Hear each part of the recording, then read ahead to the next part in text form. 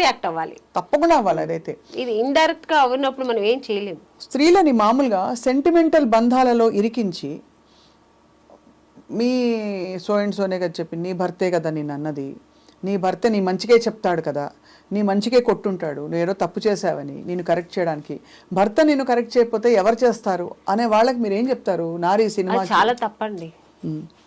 భర్త ఏం చేయడం మనకు తెలియదా? ఇప్పుడు ఒక లేడీస్ మేము ఎలా ఉంటాం, పెళ్లి చేసుకునేప్పుడు తెలుసు, నేను వైఫ్గా ఎలా ఉండాలని తెలిసే కదా ఉంటాము. మా కంఫర్ట్తో మనం ఉంటాము, మొగుడికి ఏం కావాలో మనం చేసి పెడతాము. ఇంక ఇలా ఉండు అలా ఉండు చెప్తూ ఉంటే నిజంగానే లేనిది అడ్డదారిలో పడిపోతుంది ఆడది. అలా చేయకూడదు, ఎప్పుడు ఒక అనుమానాస్పదం ఉండకూడదు. తనకు ఒక ఫ్రీడమ్, ఒక లిబర్టీ ఇవ్వాలి. ఆ లిబరల్ ఉన్నప్పుడే లేడీస్ కూడా ఫ్రీ మైండ్తో ఉంటారు. నేను అందరికీ అన్వయిస్తాను అనుకోలేదు, కొంతమందికి అయితే ఇది అన్వయిస్తుంది. ఎందుకంటే ఒక బానిస కాదు కదా మనం, ఇద్దరు ఒక మంచి అండర్స్టాండింగ్ కదా. ఒక హస్బెండ్ అండ్ వైఫ్ ఒక ప్యూర్ లవ్, ఒక బ్యూటిఫుల్ వండర్ఫుల్ లైఫ్. అది ఇద్దరు వాళ్ళ జర్నీ చేస్తేనే బండి బ్యాలెన్స్కి వెళ్తుంటుంది. ఎక్కడ ఏదైనా అన్బ్యాలెన్స్ అవుతుంది. నేనైతే ఇలాంటివి కూడా చూశాను. రాత్రి 9:30 వర్కింగ్ ఉమెన్కి 9:30-10కి నువ్వు మెసేజ్కి రిప్లై ఇస్తున్నావు అంటే వాట్సాప్లో నువ్వు అవైలబుల్గా ఉన్నావని హింట్ ఇస్తున్నావా వాళ్ళకి అని మొగుళ్ళు అనగా కూడా చూశాను నేను. నిజం చెప్తున్నా, అంత మీరు అనుమానం అన్నారు కాబట్టి చెప్తున్నా.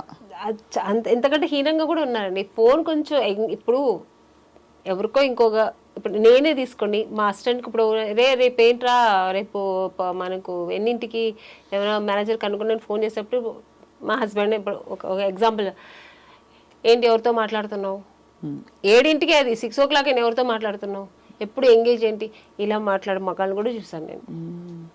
అవును, చాలా ఇది ఎక్కువైపోయింది. అంటే ఎక్కువ అవడే కాకుండా మీరు అన్నట్టు ఈ నారీ ఫిల్మ్ ఐఎమ్ సో హోప్ఫుల్, ఏదో దీనికి ఒక అద్భుతమైన 1, 2, 3, 4 స్టెప్ వైజ్ సొల్యూషన్ వస్తుందని నేనైతే వెయిట్ చేస్తున్నాను. ఎందుకంటే చదువుకున్న వాళ్ళలో ఇండిపెండెంట్గా ఫైనాన్షియల్గా మనం తిని సంపాదించుకునే పరిస్థితిలో ఉండే లేడీస్కి కూడా వీళ్ళెవరండి డిక్టేషన్ ఇవ్వడానికి? వాళ్ళని ఊడిపడ్డారు ఎక్కడి నుంచి అయినా, స్త్రీ గర్భాన్ని ఛేదించుకుని పుట్టిన వాళ్ళు వీళ్ళందరూ. నిత్యశ్రీ ఒక డైలాగ్ చెప్తుంది, మీరు వినుంటారు కదా, అందులో వైరల్ అయింది కదా.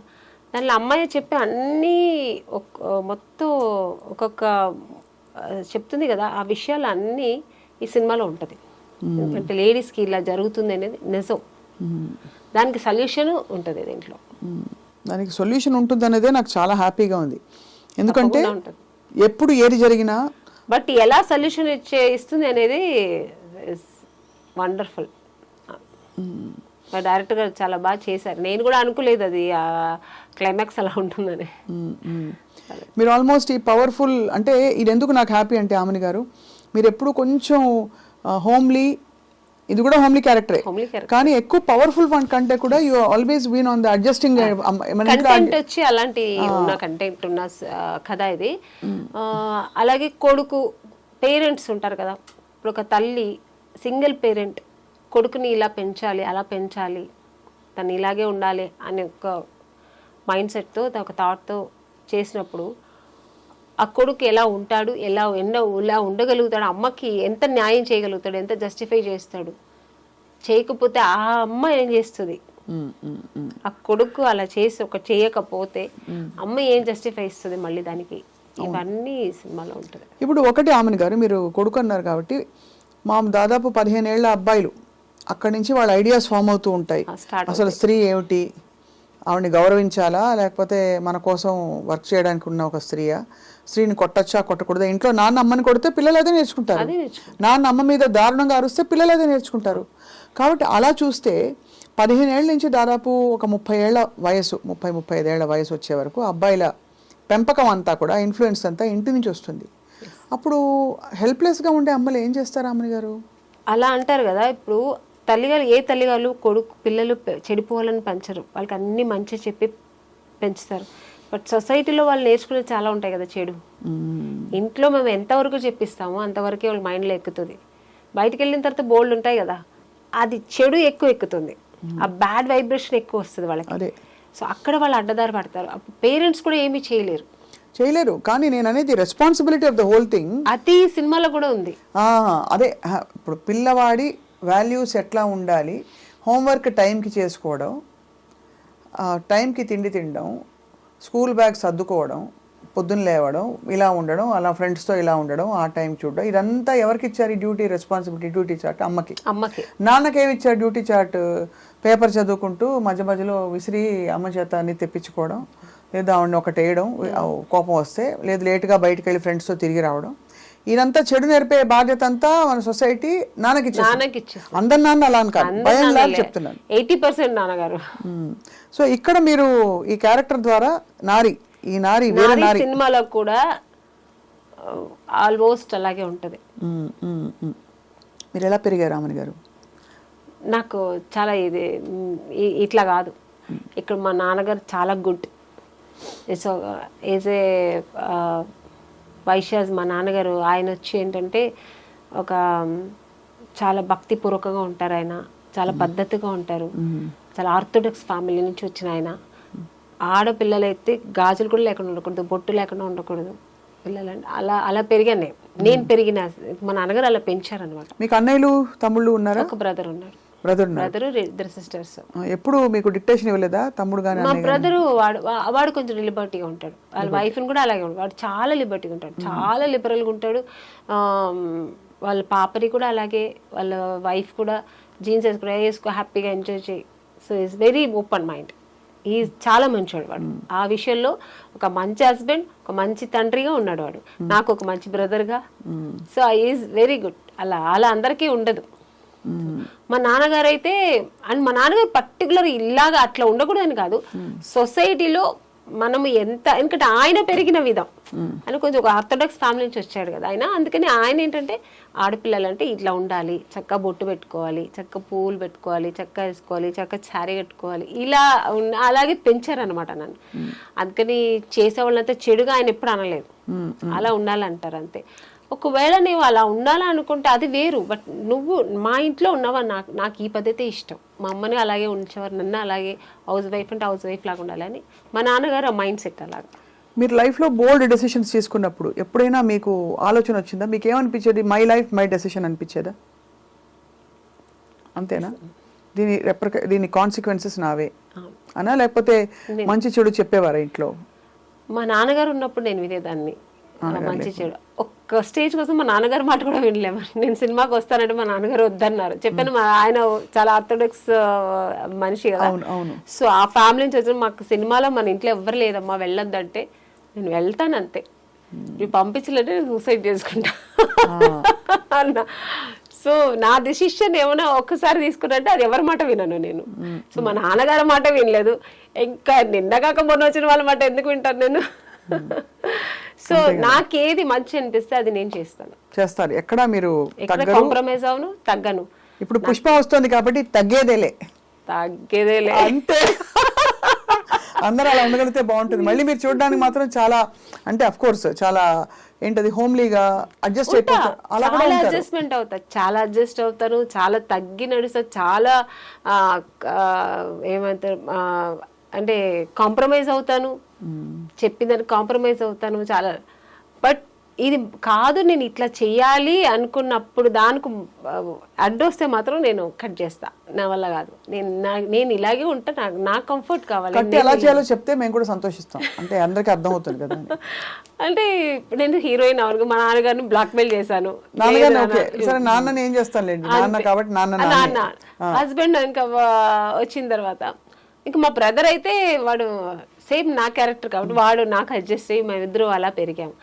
ఇంకా మా హస్బెండ్ అన్నప్పుడు సినిమాలు వద్దండి, నేను సినిమా చేస్తా. అవునా, చెప్పారా వద్దని? నేను ఫస్ట్ వద్దు పిల్లలు పుట్టారు, పిల్లలు చూసుకోండి. పెళ్ళైన తర్వాత విన్నాను, వద్దన్నా టైం తీసుకున్నా. ఇక మీద నేను మంచి క్యారెక్టర్లు వస్తాయి, హీరోయిన్ గా వదిలేసి వచ్చాను. ఇప్పుడు నేను చేస్తా, మంచి క్యారెక్టర్ రోల్స్ చేయాలి, మంచి క్యారెక్టర్స్ రోల్స్ చేయాలి, నా ప్యాషన్ ఇది, నేను చేస్తాను. వన్ బిగ్ ఛాలెంజ్ ఆమెని గారు, I mean all of us are in public profession. నేను పబ్లిక్, మీరు మన ప్రొఫెషన్లో మనం 10 మందితో మాట్లాడతాము, ఎన్వైరన్మెంట్లో, అది దానిలో రెస్పెక్ట్ రావాలంటే ఒక ఉమెన్ ఏం చేయాలి? ఇంటి పట్టున అంటే రెస్పెక్ట్ పోకుండా కామెంట్ చేసి మన ప్రొఫెషన్ని కించపరిచి బీలిటిల్ చేసే ఉంటాయి కదా సిచ్యువేషన్స్ అప్పుడప్పుడు. మగవాళ్ళకి సహజంగా ఉండే దుర్బుద్ధి. కాబట్టి సినిమా వాళ్ళని కానీ లేకపోతే మీడియా వాళ్ళని కానీ అలాంటి పరిస్థితుల్లో ఏం చేయాలంటారు మీ దృష్టిలో? మనం పట్టించుకోకూడదండి. ఇప్పుడు మేము సినిమాలో ఉన్నాం, తెలిసే కదా పెళ్లి చేసుకున్నాం. నాకు నార్మల్గా చెప్తున్నాను, హస్బెండే కదా అంటున్నారు మీరు. అవును, husband అంటారు హస్బెండ్ అన్నప్పుడు తెలిసి పెళ్లి చేసుకున్నాడు, అడ్జస్ట్ అంటే తప్పు చేస్తానని నీకు అనిపిస్తే వదిలేసాయి, హ్యాపీ కదా. నువ్వు వేరు నేను వేరు, నా పని నేను చూస్తా, నీ పని నువ్వు చూసుకో. అంతే.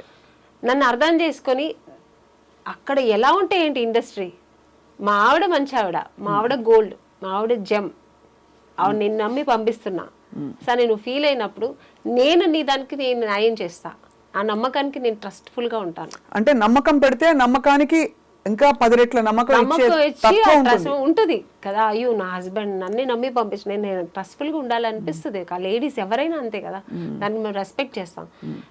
ఏమీ లేనప్పుడు చేసినప్పుడు అవసరం లేదు నీకు అంత, నువ్వు వదిలేసే హ్యాపీ. నీకు నా నమ్మకం లేనప్పుడు వద్దు, నీకు ఆ ఇరిటేషన్ ఉన్నప్పుడు వద్దు, వద్దని చెప్పండి. Better go walk your own path అంటారు. అంతే, it's better to make your own. నాకైతే అంతే అనిపిస్తుంది. ఎందుకంటే ఇప్పుడు మేము ఎంత ఒక మంచి జాబ్ వదులుకొని, మంచి పేరు ప్రతిష్టలు వదులుకొని, ఇంత మంచి ఒక ఫీల్ వదులుకొని ఇంట్లో కూర్చోలేము.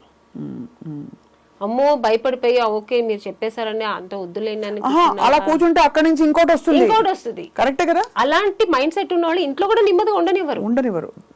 ఇప్పుడు గాజులు పగలగొట్టి ఇలా పెట్టి ఇలా పిస్తుంటే బ్లడ్ వస్తూనే ఉంటుంది, గాజులు కింద పడేస్తే హ్యాపీ కదా. అంతే, దులిపేసుకుని పోవాలంటారు. అది మనం ఆ ధైర్యం, ఆత్మస్థైర్యం మహిళకి రావాలి, ప్రతి అమ్మాయికి రావాలి. అది కూడా మా నారీ సినిమాలో చూపించారు డైరెక్ట్. నేనైతే వెయిటింగ్ చూడ్డానికి. అసలు ఈ సినిమాకి నేను, మీరు నమ్మినా నమ్మకపోయినా ఎంత టామ్ చేస్తానంటే ఇక్కడ సూర్య గారు నవ్వుతున్నారు. సింగిల్ పేరెంట్ గా కొడుకుని ఎలా పెంచుతుంది అనేది నారీ సినిమాలో చూపించారు ఆయన. కొడుకు చేసే తప్పుల్ని తల్లి సరిదిద్దారు సింగిల్ పేరెంట్ గా. ఎస్పెషల్లీ పడ్డ తల్లి అయితే తప్పకుండా సరిదిద్దేంత ఒక స్టేజ్ వరకు సరిదిద్దుతాం. అది దాన్ని లిమిట్స్ దాటి కూడా కొడుకు పోయాడినప్పుడు దానికి ఒక జస్టిఫై ఇస్తుంది జస్టిస్. అదే, ఎందుకంటే షీ స్టాండ్స్ ఫర్ ధర్మం. స్త్రీకి తెలిసినంత ధర్మం అండి ఎవరికి నారీ సినిమాలో కాపాడుతుంది అన్నమాట. అంతే, ఆ ధర్మం అది అది అది అదే చెప్పినట్టు అమ్మవారు క్షమించిన అమ్మ క్షమించకూడదు అనేది డైరెక్టర్ సూర్య గారు చాలా బాగా చూపించారు ఈ సినిమాని.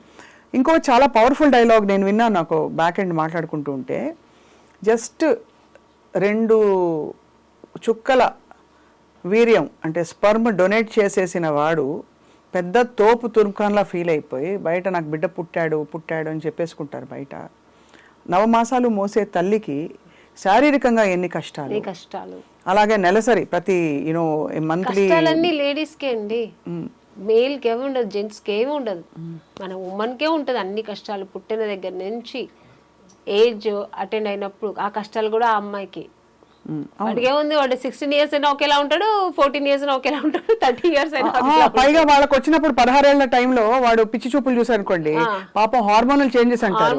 అమ్మాయిలకి హార్మోనల్ చేంజ్ ఉంటే పక్కింటి అబ్బాయిని చూస్తే వేసి కాళ్ళు ఎరగొట్టి పడతారు అంతే. ఈ డిస్కషన్ నిజంగానే మన పాపం 6-5 పురుషులు ఉన్నారు, వాళ్ళు రికార్డ్ చేయడం అన్నది చాలా సంతోషదాయకమైన విషయం. వాళ్ళ జీవితాల్లో వాళ్ళందరూ ఏదో ఒక మంచి, అంటే అందరూ మగాళ్ళు అంటే మగాళ్ళందరూ మంచి చెడ్డోళ్ళని చెప్పాలి, అదే కాదండి. బట్ ఆ తత్వం పోదు, బట్ టెండెన్సీ అయితే ఉంటుందండి. అది ఐ థింక్ విచక్షణతో ఉండే మగవాడు దాన్ని సరిదిద్దుకుని దాన్ని కొంచెం మంచి ఎగ్జాంపుల్స్ తీసుకుని ముందరకెళ్తాడు. అలా లేని వాళ్ళు మృగాల్లా ప్రవర్తిస్తారు ఇంట్లో. అండ్ ఎంత కొడితే అంత ప్రేమ పెరుగుతుందనే లాంటి దిక్కుమాలి స్టేట్మెంట్లు కూడా విన్నాను. భార్యని భర్త ఎంత కొడితే అంత ప్రేమ పెరుగుతుందనే ఒక దిక్కుమాలిన ఐడియాలజీ, మనస్తత్వాలు ఉండే, చాలా తప్పండి. చాలా చాలా చాలా ఒక స్త్రీని కొట్టి దాన్ని ఇలా అని న్యాయం చెప్పేవాళ్ళు, అది చాలా తప్పది. అది ఎలాగా ఆడదాని మీద చెయ్యెత్తడం అనేది ఎంత ఒక క్రూరమైన విషయం అది. అవును, అంతే. చాలా. సో ఇందులో పాటలు బాగున్నాయి. ఏదైనా స్త్రీని ప్రేమతోనే గెలిపించుకోవాలి. మీరు ఎక్కడ తిరుగుబడితే తను తిరుగుబడుతుంది. స్త్రీ నారీ సినిమాలో డైరెక్టర్ గారు అది కూడా చూపించారు. ప్రేమతో అబ్యూస్ చేసి మీరు చెప్పినట్లు ఆ వైఫ్, ఇప్పుడు స్త్రీని ఎంత నా వైఫ్ కదా, నేను చెప్పినట్టు నువ్వు వినాలి, నా కాళ్ళు నువ్వు అలా పడుండాలి అనే మొగాడికి అది ఏం బుద్ధి చెప్తుంది అనేది చూపించారు అనమాట. చాలా చాలా బ్యూటిఫుల్ స్టోరీ లైన్ అండి. అందులో ఆ చిన్న పిల్ల వచ్చి నేను అబ్బాయిగా మారిపోతా, ఎందుకంటే అమ్మాయికి ఇన్ని ప్రాబ్లమ్స్ ఉన్నాయి, ఇక్కడ ఇలా ప్రాబ్లమ్, ఇక్కడ ఇలా ప్రాబ్లం, మళ్ళీ ఇలా ప్రాబ్లం అయినా కూడా అమ్మాయిల్ని అందరు అంటారు. అలా అన్నప్పుడు ఈ నారి అనే క్యారెక్టర్, నా క్యారెక్టర్ ఉంది కదా అందులో, నారి అంటే అది జనరల్ గా నారి అని పెట్టారు టైటిల్ సూర్య గారు. నేను అక్కడ